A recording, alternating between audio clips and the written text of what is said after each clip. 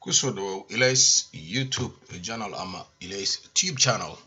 waxaan halkan ku xireenaa maanta aan ugu talagalnay inaan kaga hadalno sidii aan ku xirnay virtualization-ka oo ah computer-kaaga oo aad computer kale ka dhex abuurayso si virtualization ah si simulation aad u samayso si aad ugu xirato operating system kale sida Windows-ka sida Linux oo qaybo kala gedisan leh ama distros leh ayaan hadda waxaan soo download gareystay VirtualBox-ka waa kana oo hadda kan waa mint waxaa jira laba VMware oo lacag ah iyo mid aan lacag ahayn kan waan waxoogaa waa yara complicated marka waxaan kaloo aan tagnay VirtualBox waan kasoo download gareysanay marka waxaan wadnaa hadda maadaama aan inta download gareysanay aan computer ku xiranay waxaan ku jirnaa inaan qaybahan raacno oo aan ku xirno computerka oo aan ku xiraynaa saa ujeed warning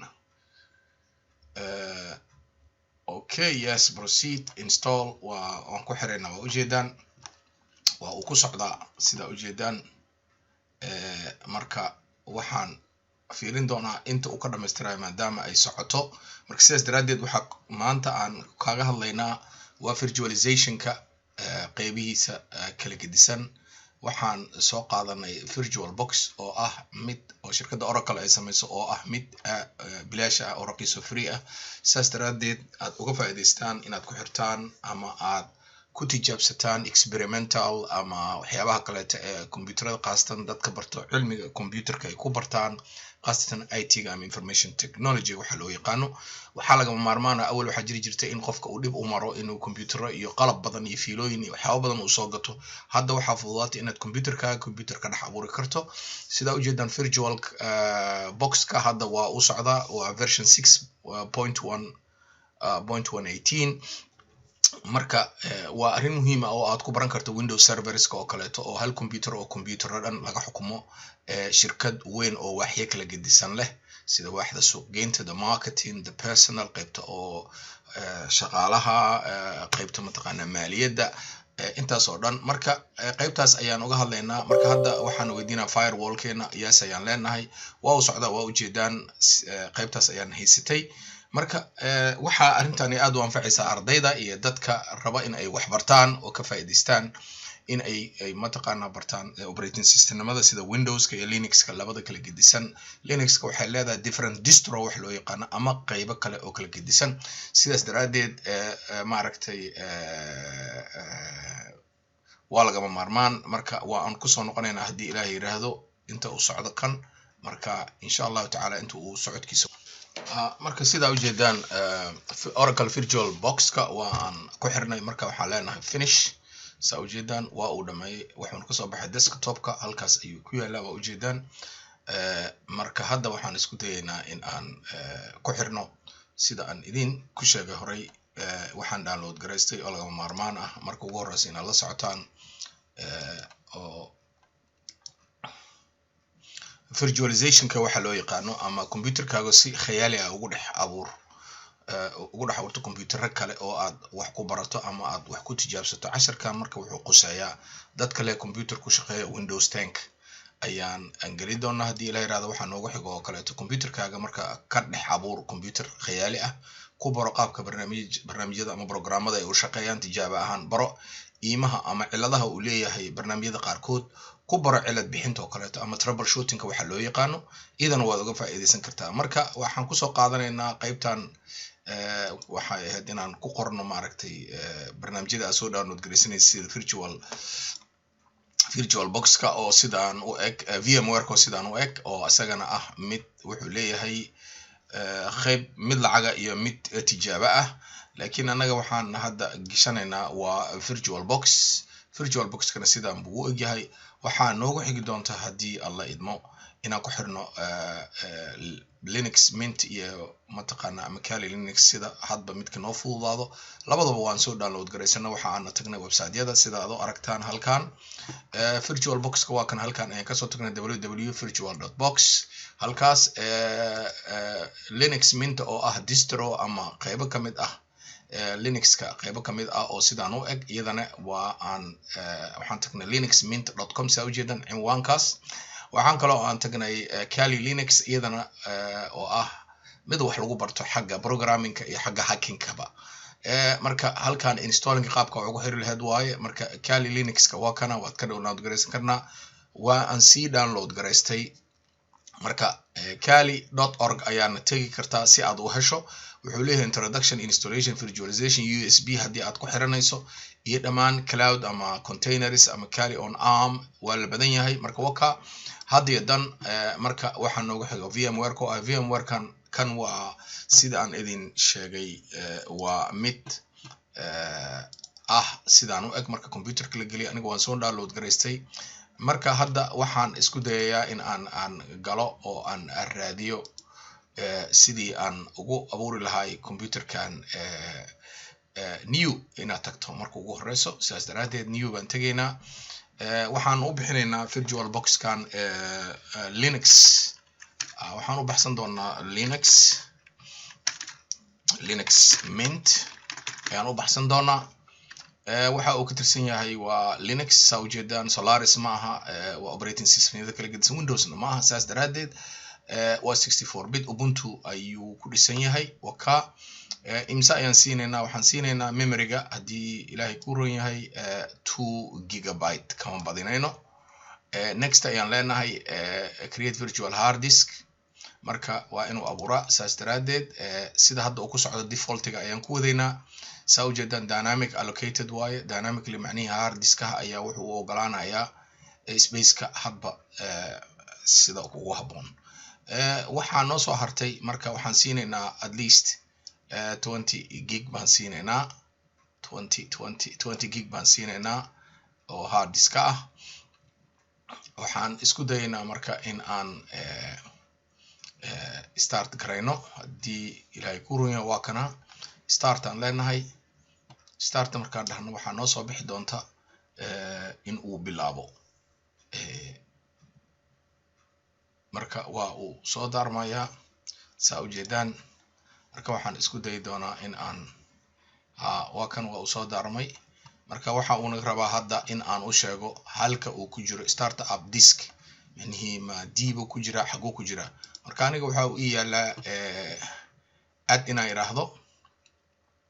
oo aan ka soo qaato Linux Mintigi oo ISO ahay downloadska ayuu igu jira halkaas ayaan ka keensaday waana kana Linux Mint hadda ujeedaan Linux Mint ayaan ku xirayaa Linux Mint 2.1 waaye waan soo download gareystay marka waa kan choose waxaan bilaabaynaa marka start ayaan leenahay waa uu bilaabayaa hadda waa uu ku wada Linux Mint virtual boxka waa kan marka sida ujeedaan start ayaan leenahay tab waa Linux Mint waka uu ku socdaa Linux Mintigana waa barnaamij aad u wanaagsan oo qaasatan dadka isticmaalo Windowska oo ku dhisan GUI-ga ama GUI ama graphic user interface-ka u bedeli kara oo aadna u wanaagsan bedelini karana buuxini karana booskii Windowska qaasatan hadda Windows 10 bay maraysaa marka Linux Mint ayaa la yiraahdaa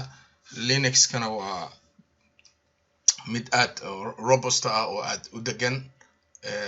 loona isticmaali karo maaragtay sidii operating system caadi ah oo leh dhammaan intii agab ee loogu talagalay ee waxna lagu qoran lahay waxna lagu akhrisan lahaa ama internetka lagu booqan lahay marka waa kan waa uu socdaa waa ujeedaan marka waan sugaynaa wax kaloo la yiraahdo male waa LMI u gaabsan yahay waka wareegayo marka waxaan rajaynaynaa in uu sidaas ku socdo hadda waa uu noo socdaa waxaan isku dayaynaa intuu socdo in aan si aan u yarayno maaragtay qarada waxa aan duubayno in aan sugno inta uu ka shaqeynayo haddii alla idmo dib baan isugu soo noqday markaana dib ugu soo noqday saa ujeedaan computer ka dhex abuur waa ujeedaan Mint Linux ayaan ka abuuray Mint Linux waa ujeedaan waa kana waa Linux qayb ka tirsan waxa uu leeyahay dhammaan agabkii loogu talagalay in wax lagu qorto in wax lagu sameysto in wax lagu dhageysto dhammaantiis waa uu leeyahay tusaale haddaan idin soo qaato waa uu wataa wuxuu wataa wax la yiraahdo LibreOffice oo wataa oo waa kana office ayaa la yiraahdaa waa ujeedaan dhammaantiis wuu wataa waxaa ka mid ah meeshii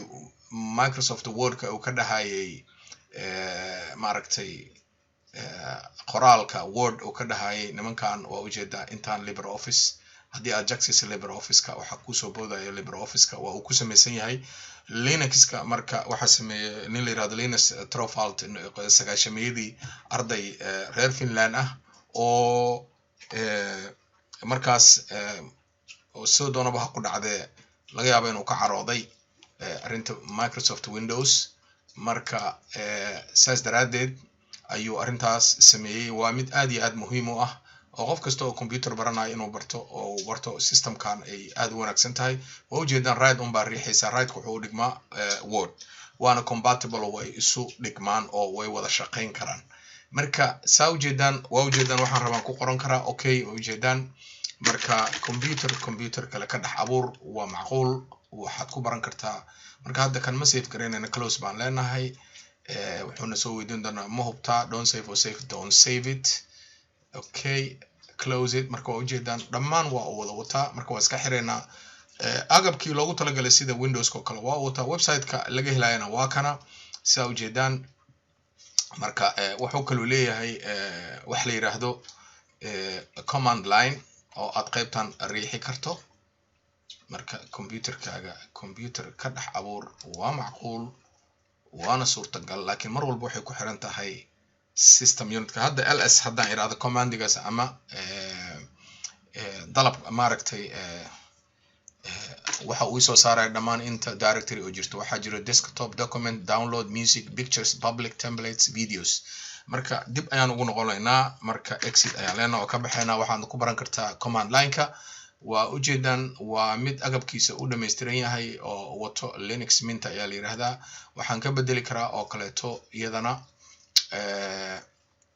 macquul ah inaad iska bedeshid qaybtan maaragtay sawirada ama desktopka waa bedeli kartaa marka waa arrin aad iyo aad u wanaagsan oo ujeedaan computerkaas baan ka dhex abuuray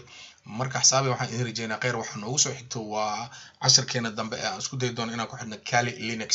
Kali Linux-ka waxaa aad u isticmaala dadka programmerada ah ama barto maaragtay qaabkii wax loo programmeyn lahay ama qaabka loogu dhaco computer kaleeto ama network ama isku xir computer kaleeto ah laba ayaana loo kala baxaa hackeriska kuwa la yiraahdo koofi cad iyo kuwa la yiraahdo koofi madow waa white hat iyo black hat hackers marka sidaas daraadeed hadafkeygu wuxuu yahay inaad ka faa'iideysataan haddii aad ogtahay cid ka faa'iideysan karto adna aad ka faa'iideystay hadee like and subscribe u gudbi xisaabtaada waa ku mahadsantahay inaad fiirsatay Linux oo aan muddo rajeynayay waqtigana uu imasaabix waay inaan la wadaago dadkayga Soomaaliyeed inay ku bartaan luqadooda cilmiga computerka qaasatan Linux operating system ah oo aad muhiim u ah marka sidaas daraadeed waxaan idin rajeynayaa maalin wanaagsan meel kastoo aad joogtaan waa Ilays YouTube channel oo idin leh maalin wanaagsan meel kastoo aad joogtaan waa ku mahadsantihiin aad fiirstaan wabillahi tawfiiq